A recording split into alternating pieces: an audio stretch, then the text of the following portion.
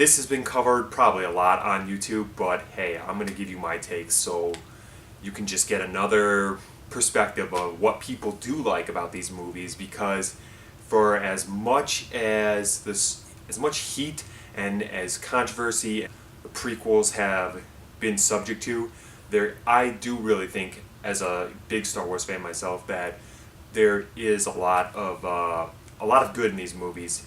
Cannot overlook some of the downfalls and some of the pitfalls and just you know obvious flaws to the making these films that are clear to most people, I would say. But despite that, they are entertaining movies in my opinion, and I enjoy that part of the Star Wars story. So let's get into that. All right, so let's start with Phantom Menace. Right, Phantom Menace comes out in 1999. I saw it in theaters. I don't know how old I was, but wasn't super young, but I definitely wasn't, I don't think I was a teenager. First thing I like about Phantom Menace, probably going to get some disagreement on this, but pod racing. I like pod racing. I think it's cool. I think it's a neat element that George Lucas added in to the Star Wars saga. It's the first time we kind of seen any sort of like sport, I think, and I like it. I thought it was cool. And after watching it and watching it over and over, it reminded me either of like a street race or like a chariot race, And of course, it goes back to Obi-Wan's point in the first movie, A New Hope, when he goes, your father was one of the greatest starfighter pilots in the galaxy. And now we see, even at a young age, this young kid, Anakin Skywalker, has amazing pilot skills. He's the only human who can pod race. I thought it was great. Yeah, I still like watching those scenes on the movie. I really think it's just fun. It's good movie fun for me. So, I mean, hate on it if you will, I guess, but I sure as hell get a kick out of it.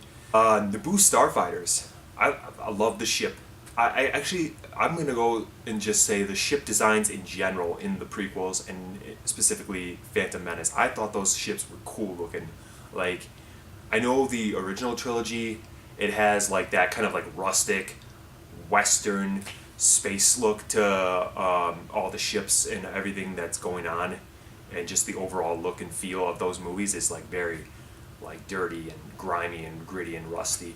But I like that they went with this like sleek look of the ships in the prequel series, because that is a different era of Star Wars, and I think it was like kind of it was kind of cool to just see like what other areas of the galaxy kind of looked like, that instead of being on Tatooine in this sand desert place, we're in the lush planet of Naboo, and obviously different planet, different sort of lifestyle, makes sense. They're gonna have different ships. Love it. And the Naboo Starfighter, but particularly for me, I thought it was cool. I mean, the whole ending scene where Anakin flies up, was it as good of a scene as the Yavin 4 scene in A New Hope with the Death Star approaching? No, but it was still entertaining, and I saw some similarities. Luke takes down the Death Star in A New Hope. Anakin takes out the droid control ship in Phantom Menace. So I thought it worked. I thought that the whole scene really worked. In it, it still felt like Star Wars to me. Obviously, there's like a couple moments where like you're like, oh, this is kind of silly. Where he's like, I'll try spinning. That's a good trick, Like, yeah, that's kind of stupid. But we all know George Lucas's strengths are not in his dialogue writing. We now know that Lucas is just not good with dialogue, and we shouldn't expect that from him. But to totally dismiss the other accomplishments he's made with his films, I think is a little unfair. Oh, the last key point for Phantom Menace that I want to hit on is the fight scene with Qui-Gon, Obi-Wan, and Maul. That was so, like, to me, that, like, especially as a kid, I mean, like, not even as a kid, like, still today as an adult, I still think that fight scene kicks ass. Like, some people complain, like, I guess, they're like, oh, the fighting in the prequels are so choreographed. It's just like, yeah, it is, but, like, think about it this way. This is the heyday of the Jedi, right? and they're going up against like who they consider to be their biggest adversaries, the Sith, right? And so they're using, they're both Force users, and they're both like skilled, and they're like trained well. Both of these, both Maul and Obi-Wan and Qui-Gon have all been trained. You know, Maul is trained by Palpatine, and Qui-Gon and Obi-Wan, they're trained by the Jedi Council. So, you know, you got two really well-trained warriors at the height of their power or whatever, you know, going up against each other. They're gonna be proficient. They're gonna like know each other's, like, you know, it's not so ridiculous to think that they're gonna be able to sort of like really be step in step with each other as they duel. And that's kind of how I view that fight scene, and it's really entertaining. You know, first time you see this double-sided lightsaber, you're like, whoa, what the hell is that? And you can't deny how like great Liam Neeson is, and Ewan McGregor. That they made me believe in those characters. Like I totally bought into Qui-Gon and young Obi-Wan as soon as I saw them. Yeah, and Maul was a great villain, and you know, I don't mind that they killed him off in Phantom Menace. I wasn't like upset with that. I mean, I pretty much expected it, but you know, he served his purpose for that film. I think Maul like was the perfect type of villain to choose. You know, this silent assassin type guy, if you will. Let's move on to Episode 2, Attack of the Clones. Point for Attack of the Clones, Jango Fett. I like him. You know, everyone loves Boba, and nothing wrong with that. Boba's cool. He's you know, he's that silent badass bounty hunter. You know, and I totally get the Boba Fett love. I really do. But I feel like Jango kind of sometimes gets, I don't know, just some unfair like criticism. I thought it was a good character, and now we kind of know a little bit about Boba, where he comes from, and then we kind of know now that Jango was the prototype for the clone troopers, and now we know why the whole Clone Wars give context now for that line in A New Hope, when Obi-Wan says, "Yes, I was once a Jedi, the same as your father. We fought in the Clone Wars." I like having some context like that to back up some of the lines that were now stated in A New Hope. We can look back on and be like, oh, okay, this is how the story connects, and this is how things kind of like make, you know, this is how the story's completed, and it makes more sense now, and it's a new sort of way of looking at. Now, when I watch A New Hope, I actually like when I watch A New Hope now, I kind of like I just reflect back on those prequel movies. I feel like that's great for the story.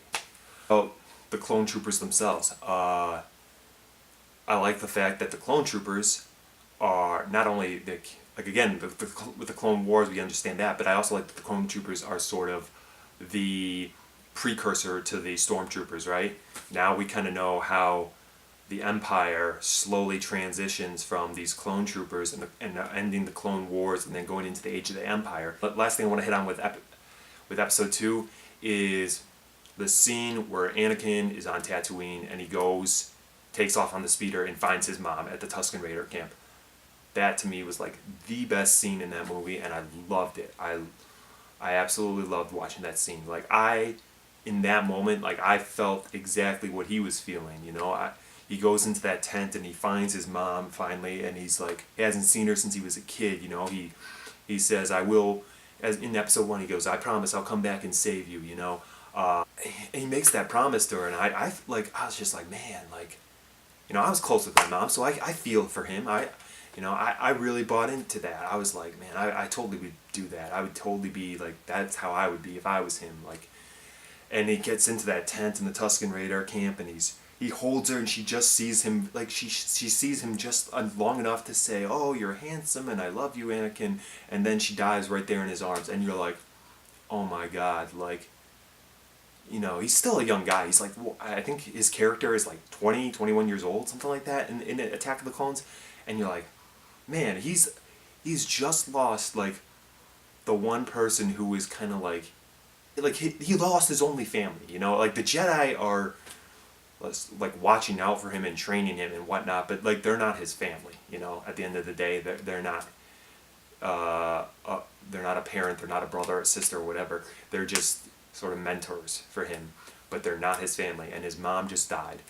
And I mean, I'd be furious if my mom, if I found out somebody kidnapped my mom, and then to have her die in my arms, like, yeah, you bet. If I had a lightsaber, man, I'm going to town. And then you see that, like, the music kind of like the music kind of gets like more intense, and then he raises his head. He's just like, and he's got this like death stare, and you can tell all the rage in him, all the like anger and frustration that he had of like being a slave on this desert planet, on this like crappy ass planet. He had to endure all this crap with his mom growing up. You could tell like all that's just kind of raged up and coming up in him, and now he's like, man, he's like, F this, like these these assholes are gonna die now. And he ignites his saber, and then just, I'm the only thing I wish they just kept that scene going for like another 50 seconds or so, like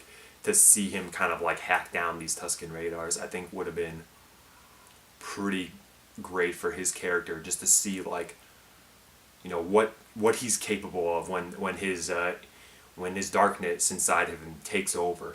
I loved it. That was an amazing scene for me. I thought, like, say what you will about Lucas's writing, but I thought he captured that moment perfectly, or as close to perfect as you can get. We're moving on now to Revenge of the Sith.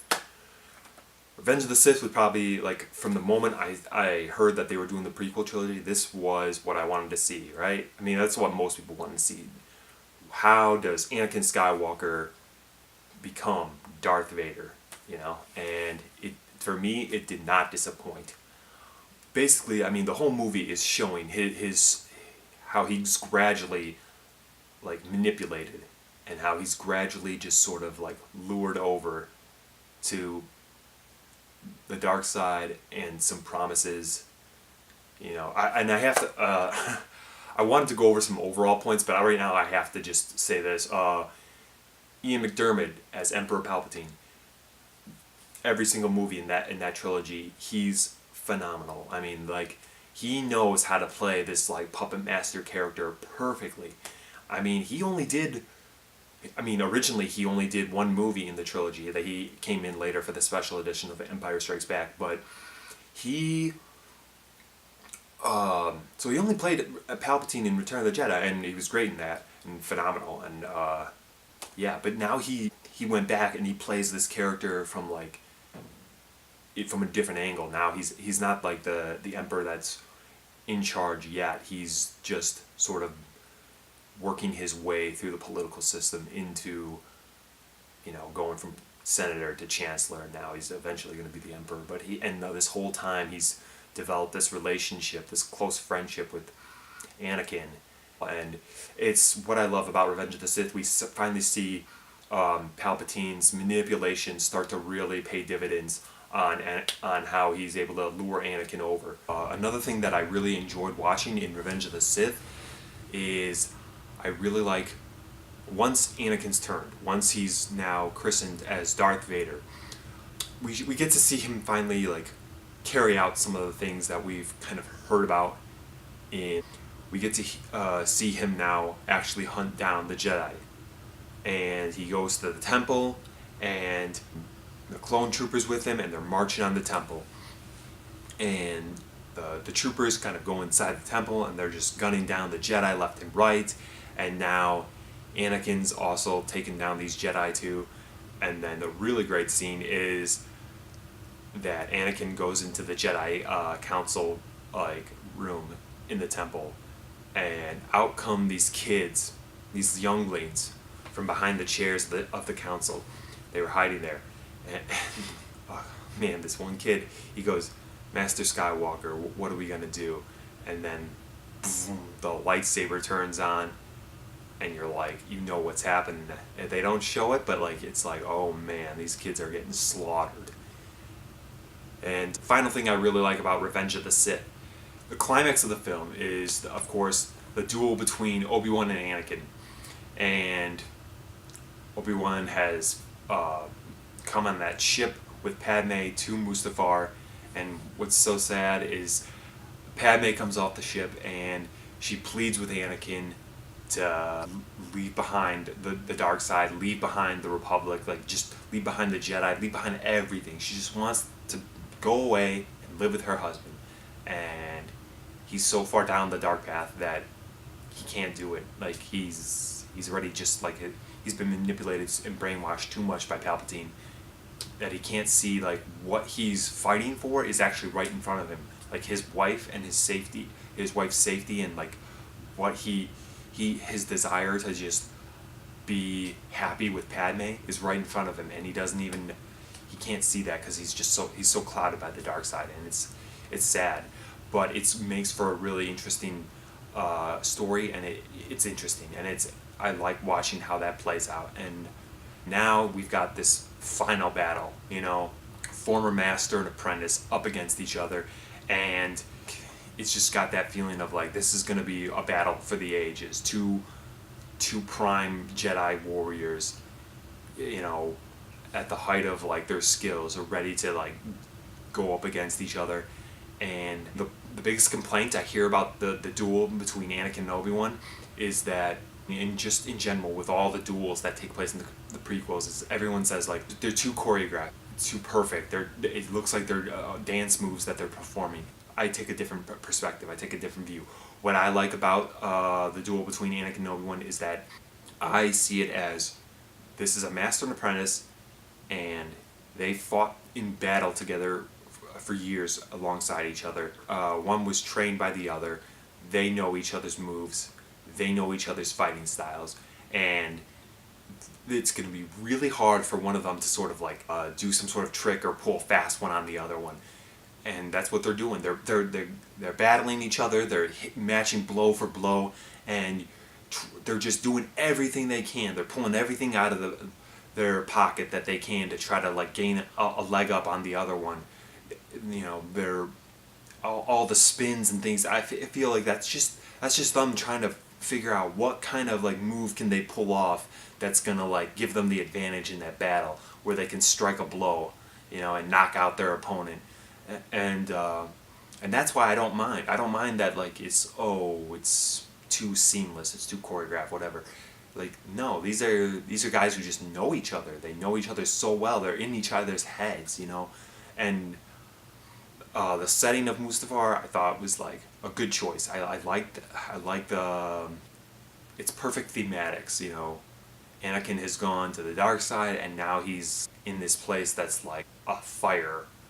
And I think like fire and lava is kind of like symbolic for like evil and darkness, and just just people who have gone down a dark path and have gone to a bad place. It's got John Williams' score over it, and it's great. I love that battle. And then I wish they talked more. I wish there was more dialogue in the battle. And so when it gets to the end of the battle and Obi-Wan hops off on the bank, and he tells Anakin, I got the high ground. You can't do anything else now. And it's just unfortunate. Like Anakin, he's angry and he's arrogant, and he's got that ego of like, you don't know me, you don't know how powerful I am. I'm gonna show you.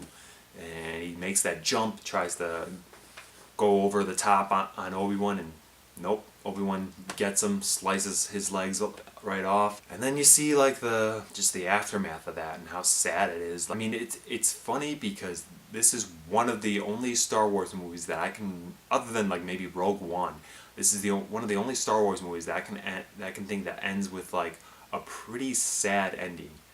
Anakin's burned up and limbless and now transformed fully into the cyborg version of Vader that we all know.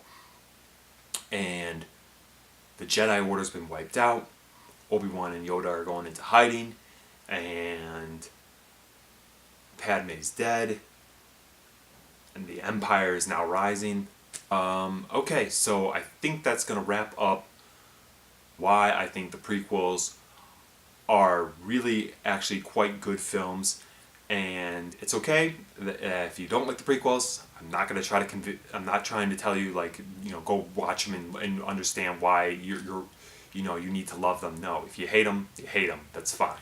But if you do like them, or if you're kind of like I don't know how I feel about the prequels. Maybe you gain something from hearing what I have described here.